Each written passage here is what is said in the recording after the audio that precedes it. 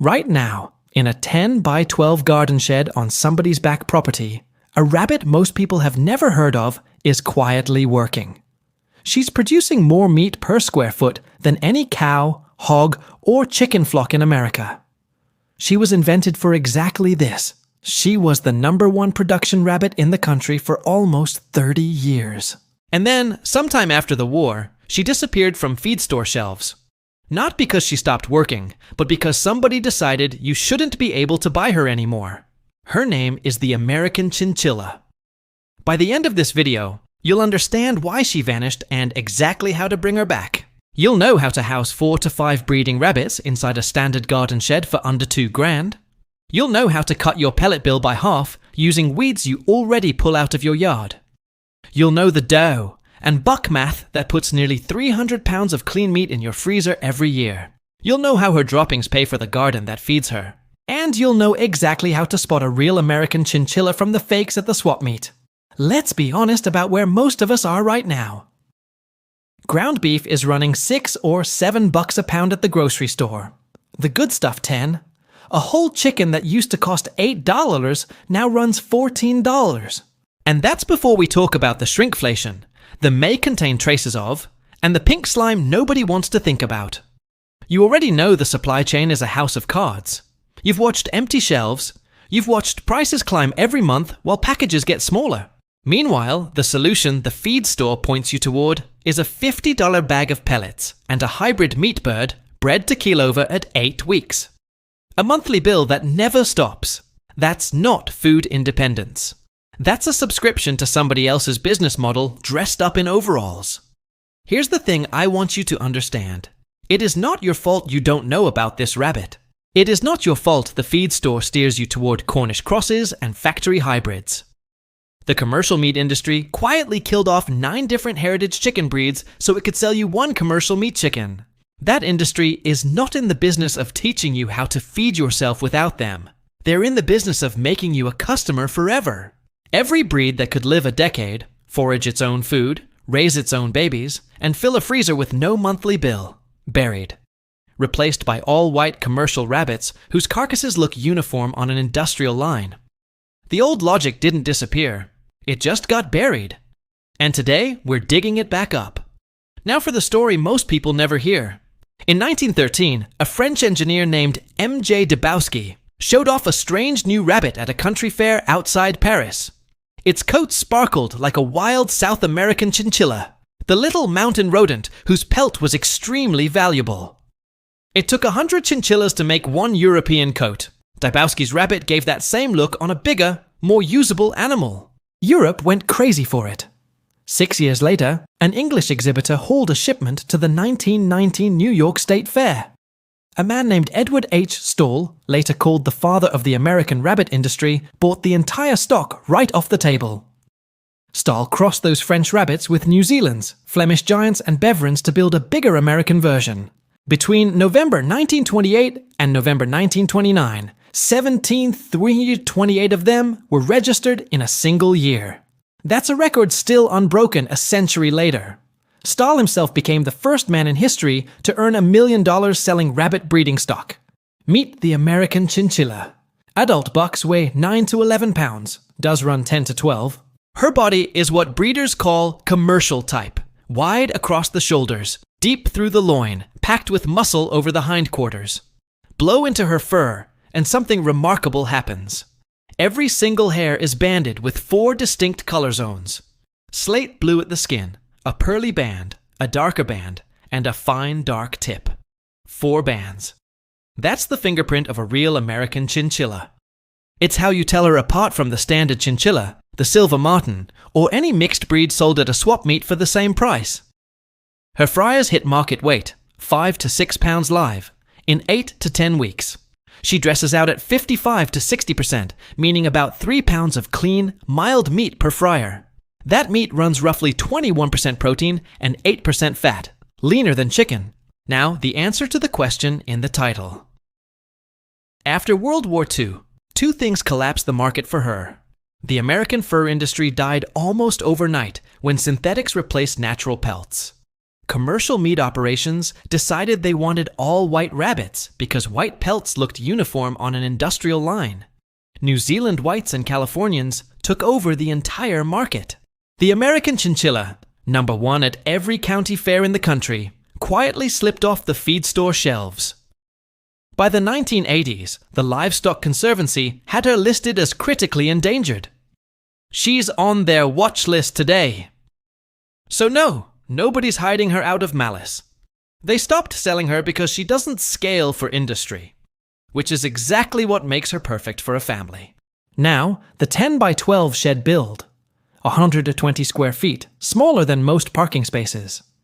Inside that footprint, you can comfortably run a full breeding herd. 1 buck, 3 does, and enough grow-out cages to fatten a rolling batch of fryers.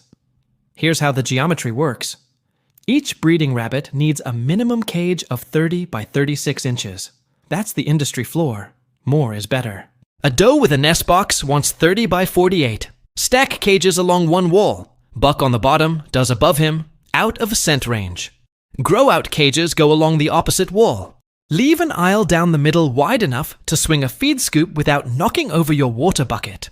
Wire floors let manure drop through into a collection tray below.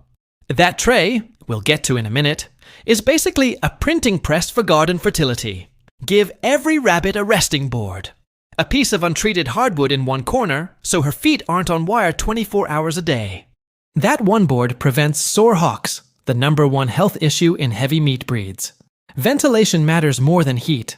American chinchillas handle cold beautifully thanks to dense coats, but sustained temperatures above 85 degrees can kill an adult in a single afternoon.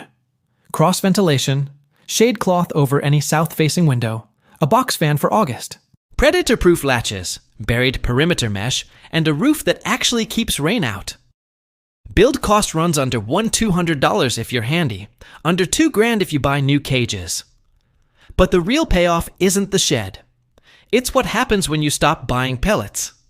This is where most homesteaders stop losing money and start making it. A standard American chinchilla eats half a cup to a cup of pellets a day. That's $15 to $20 a month per adult in commercial feed. 4 breeding rabbits, and you're staring at $80 a month before the kits even show up. Here's what the pellet bag industry doesn't advertise. Your rabbits will happily eat and thrive on plants you already pull out of your yard as weeds. Dandelion greens, flowers and roots. Plantain, the broadleaf kind that grows in every lawn. Clover, chickweed, yarrow, willow branches, blackberry leaves. Now for the crown jewel, comfrey. Russian comfrey runs 15 to 25% protein when dried. It regrows 4 to 6 times a season from the same rootstock for decades. A 10 by 10 patch can feed 2 does year-round. Plant 3 patches along your fence line, and you've built a self-replenishing feed store next to your shed. Garden scraps close the loop. Carrot tops, radish greens, kale stems, pea vines, sunflower heads. Every one of those is rabbit food. What you can't feed her is iceberg lettuce, cabbage, and anything from the onion or garlic family. Those will kill her fast. And no clippings from lawns that get sprayed. Done right, this system cuts your pellet bill by 50 to 70%. Some homesteaders eliminate pellets entirely once their forage patches mature. That drops the cost of raising a fryer from around $5 in feed to under $1.50. But forage without a breeding schedule is just landscaping. The real math happens when you time her litters right. Here's the math that quietly changes everything. A single American chinchilla doe gestates for about 31 days. She weans her kits at 6 to 8 weeks.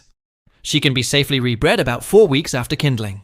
That puts her on a comfortable 4 litter per year schedule. 5 if you push, 3 if you're conservative. Most heritage breeders recommend the conservative pace. Average litter size is 8 to 10 kits. Let's run the numbers on a herd of 3 does. 3 does, 4 litters each, 8 kits per litter, that's 96 fryers a year. At 3 pounds of dressed meat per fryer, you're just under 300 pounds of clean, lean protein annually. That is more clean meat than most families of 4 will work through in 12 months. From 3 rabbits in a shed. Here's how the calendar looks in practice. Breed your first doe in January. the second in February, the third in March. Stagger them by a month. That gives you a rolling harvest every 4 to 6 weeks all year long. No feast and famine freezer swings, no processing marathons. Just a steady, predictable rhythm of 8 to 10 fryers coming to weight month after month. Keep breeding records from day one. Sire, dam, kindle date, litter size, weaning weight. Not because it's fussy, but because in a rare breed, records are how you avoid inbreeding. They're also how you build real value in your stock. Now, meat is only half of what she gives you. The other half falls through the wire floor and lands in a tray. And that tray is worth more than most people realize. Every American chinchilla drops between 200 and 300 manure pellets a day. Little, dry, odorless. And this is the part that matters. Cold. Rabbit manure is the only common livestock manure on Earth you can scoop straight from under a hutch and throw directly on garden beds. No composting, no aging, no burning the roots off your tomatoes. Nitrogen sits around 2 to 2.5%. That's roughly twice the density of chicken manure once you factor in the loss chicken manure takes during composting. Solid phosphorus and potassium come alongside it. Let's run the loop. 3 does, 1 buck, and a rolling batch of grow-outs. Call it 15 rabbits on the property. That's 3 to 4 pounds of manure pellets dropping every single day. Over a year, you're looking at over 1,000 pounds of ready-to-use garden fertility for free. Walk the loop back around. Your garden, fed on that manure, grows the comfrey and greens that cut your feed bill. Your kitchen scraps go back to the rabbits. Their droppings go back to the soil. There is no waste stream, no external input except a modest bag of grain during peak lactation. It is the exact system every small farmer in America ran 150 years ago, before somebody sold them a bag of pellets and called it progress. Some keepers go a step further and set black soldier fly larvae bins directly under the wire floors. The larvae process the manure and become chicken feed, and the leftover frass becomes even richer soil amendment. One loop feeding another. Now meat and manure only matter if you can actually get them from live rabbit to family table. That's the last piece. Processing an American chinchilla is not the part of homesteading anybody advertises on Instagram, but it's the part that fills the freezer. A fryer at 8 to 10 weeks, 5 to 6 pounds live, dresses out in about 15 minutes once you've done a couple. You'll need a sharp knife, a clean workspace, and the willingness to look the animal in the eye and thank it. That part matters. Do it respectfully. Do it quickly. It's the honest cost of eating meat, and every generation before ours did it without flinching. Now let's talk larder. 96 fryers a year, at roughly 3 pounds of dressed meat each. That's about 280 pounds of clean, mild, lean protein. Ways to store it. Fresh frozen in vacuum bags. Good for a year in a deep freeze. Canned in pint jars. Shelf stable for 2 to 3 years. Pressure canned rabbit is honestly one of the best kept secrets in home preservation. Slow cooked. It falls apart like the best pot roast you've ever eaten. Cured, smoked, rendered into confit. The pelts, remember, this rabbit was originally built for fur, can be tanned at home in a couple hours per hide. Hand spinners and small craft producers still pay real money for a well-tanned American chinchilla pelt. The 4-band coat is genuinely beautiful. That's a side income stream nobody talks about. Add it all up. 3 does, 1 buck, a 10 by 12 shed, a comfrey patch, and a chest freezer.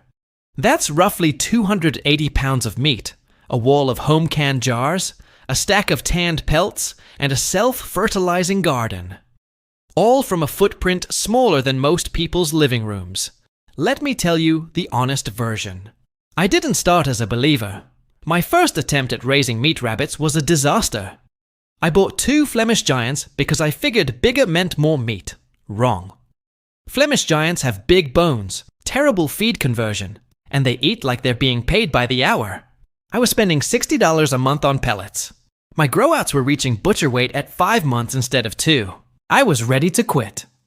Then an old-timer at a rabbit show in the next county pulled me aside. He asked me one question. Son, do you want to raise the biggest rabbit, or do you want to feed your family? That question rearranged my whole operation. I sold the Flemish. I drove 8 hours round trip to pick up a trio of pedigreed American Chinchillas from a breeder who'd raised the line for 20 years. He handed me pedigrees, showed me the tattoos, walked me through every rabbit in his barn. Total cost under $500. Within 8 months, my feed bill was down to $20 a month because the forage system was up and running. My first 2 litters gave me 16 fryers. My freezer had more meat in it than it had ever seen. And my garden, fed on that cold manure, outproduced anything in the neighborhood. The chest freezer is full. The canning shelf is full. 3 tanned pelts are drying in the utility room. A spinner in the next county has asked about buying more. You are not insulated from the supply chain by luck, extra money, or living somewhere special. You are insulated by design. Your feed bill isn't reduced. It's zero. Now I want to hear from you. Drop a comment right now and tell me how big the space is you're working with. A shed, a garage corner, an old chicken coop you're thinking about converting. I read every single comment, and I'll tell you exactly how many American chinchillas you can realistically run in that footprint. Next video, I'm breaking down the one forage plant you can grow along a single fence line. It replaces 60% of your rabbit's diet for free, forever. You do not want to miss that. Hit subscribe, tap the bell, and I'll see you there. Your garden shed isn't too small. It's exactly the right size. You just haven't set it up like the old-timers did. The Livestock Conservancy tracks heritage breed populations across the country and updates their endangerment status every year. A breed moving from critically endangered to merely watch status is considered a genuine conservation success story. Small backyard breeders scattered across dozens of states are the reason the American chinchilla still exists at all today. Without hobbyist breeders keeping small herds alive, several heritage rabbit breeds would have disappeared completely by now. Every doe added to a breeding program in a backyard shed is a small contribution to keeping the entire breed genetically viable. The 4-band hair test takes about 10 seconds and works even on rabbits that look identical from a distance. Blow gently against the grain of the fur near the shoulder, and the color bands become immediately visible under any decent light. A seller who cannot explain the 4-band pattern is almost certainly not selling a genuine registered American chinchilla. Ask any seller for the rabbit's pedigree paperwork and registration tattoo before agreeing to a price at any swap meet. A legitimate breeder will have both without hesitation and will usually be excited to talk about the animal's lineage in detail. The tattoo appears inside the left ear and corresponds to a registration number that traces back through the breeder's own records. Cage wire gauge matters more than most beginners realize. 14-gauge floor wire holds up far longer than lighter options under rabbit weight. A welded wire floor with 1/2 by 1 inch openings lets manure pass through while still supporting the rabbit's feet comfortably. Nest boxes should go in 5 days before the expected kindle date, giving the doe time to build her nest and settle in. A doe that pulls fur from her own belly to line the nest box is displaying completely normal and healthy maternal behavior. Check the nest box within 24 hours of kindling to remove any stillborn kits and confirm the healthy ones are warm and fed. Kits open their eyes around day 10 and start exploring outside the nest box shortly after that milestone. Weaning at 6 to 8 weeks allows the kits time to establish solid gut bacteria before the stress of separation from the doe. A rabbit tractor, a bottomless movable pen, lets grow-out rabbits graze fresh forage directly while staying protected from predators. Moving the tractor daily onto fresh ground keeps parasite loads low and gives the rabbits constant access to new growth. Comfrey harvested for feed should be cut when leaves reach 12 to 18 inches, just before the plant begins to flower. Cutting comfrey at that stage maximizes the protein content captured in the leaves before energy shifts towards seed production. A 3-tier stacking system for cages roughly triples the rabbit capacity of a shed without expanding the building's footprint at all. Manure trays should be emptied weekly during warm months to prevent fly populations from building up around the hutch area. A simple pulley system can move full manure trays to the garden without requiring the trays to be lifted by hand at all. Rabbit manure applied directly to established perennial beds shows visible growth improvement within 2 to 3 weeks of application. New gardeners often over-apply manure out of enthusiasm, but rabbit manure is mild enough that heavy application rarely causes harm. A single mature doe can theoretically produce over 100 pounds of dressed meat annually if bred at the maximum sustainable rate. Conservative breeding schedules that prioritize doe health tend to produce more total meat over a doe's multi-year breeding lifespan.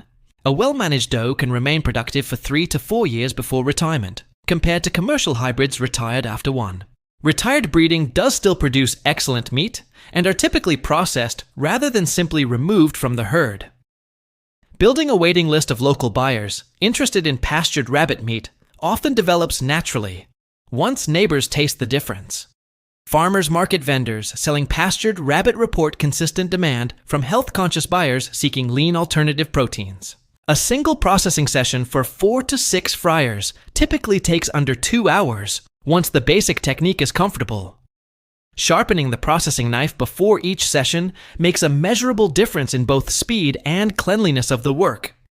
Vacuum sealing processed meat before freezing prevents freezer burn and extends usable storage life well beyond a year. A dedicated chest freezer sized for a family of 4 fills comfortably with 1 full year of production from a 3-doe herd. Home canning rabbit requires a pressure canner rather than a water bath canner due to the low acid content of the meat. Properly pressure-canned rabbit stored in a cool, dark pantry remains safe and flavorful for 2 to 3 years without refrigeration. Rendered rabbit fat, though produced in smaller quantities than pork fat, works beautifully in pastry and pan-searing applications. Tanning a rabbit pelt at home requires salt, a tanning solution, and about 2 hours of hands-on work per hide. A well-tanned pelt with intact fur and no tears commands the highest prices from hand spinners and small leather crafters. Local fiber arts guilds and craft fairs are reliable outlets for selling tanned pelts to buyers who appreciate the quality. The entire system described here scales down easily to a single doe and buck for a smaller household with less freezer space. It also scales up cleanly to 6 or 8 does for a family selling surplus meat to cover the cost of their own consumption. What stays constant at any scale is the ratio. Forage cuts, feed cost, manure builds soil, and the breed does the rest on her own. The American Chinchilla was one of only 3 breeds ever recognized simultaneously for both meat production and fur quality by national judges. That dual recognition is part of why she commanded such a dominant share of the commercial rabbit market in the years before the war. Regional rabbit clubs across the Midwest still hold dedicated American Chinchilla shows every year, keeping the breed standard alive. Attending a breed show before buying stock lets a new keeper see dozens of quality animals side by side and compare conformation directly. Judges at these shows are usually happy to explain what they're looking for to anyone genuinely interested in learning the standard. A rabbit with poor bone structure or a narrow loin will never produce the meat yield the breed is known for, regardless of pedigree paperwork. Handling a rabbit regularly from a young age produces a calmer adult that tolerates handling, cage cleaning, and breeding checks far more easily. A nervous doe is more likely to injure kits during a stressful kindling, which is one more reason gentle handling matters from day one. Water access matters as much as feed access. A doe nursing a large litter can drink significantly more water than usual during peak lactation. Automatic watering systems using gravity-fed lines reduce daily labor and ensure water is always available even during a busy week. A simple 5-gallon bucket with a nipple valve system can supply an entire row of cages without requiring individual bottle refills. Checking water lines daily during freezing weather prevents the single most common winter emergency in any outdoor rabbitry. A heated base under water containers in winter costs under $0 and eliminates the daily chore of breaking ice by hand. Rabbits are naturally quiet animals, which is part of why this system works so well on properties with close neighbors. A thumping sound from a rabbit's hind foot is a warning signal, not aggression, and usually means something startled her nearby. Consistent daily routines around feeding time help rabbits settle into predictable, low-stress behavior patterns within the herd. A well-run rabbitry produces almost no detectable odor beyond a faint earthy smell near the manure trays themselves. That low odor profile is one more reason this system works in suburban settings, where livestock odor would draw immediate complaints. Local zoning codes in most areas classify rabbits differently from poultry or livestock, often allowing them where chickens are restricted. Checking local ordinances before building is still worth the 10 minutes it takes, since rules vary significantly between municipalities. A small operation of 4 to 6 rabbits rarely triggers any regulatory attention, even in fairly restrictive suburban zones. The breed's calm temperament also makes her a genuinely good choice for families introducing children to animal husbandry for the first time. Kids who help with feeding and handling from an early age often become the most attentive and capable rabbit keepers in the household. A properly managed rabbitry can run for years with less than an hour of total daily labor across feeding, watering, and cage checks. That time investment is a fraction of what most other livestock options require for a comparable amount of meat production.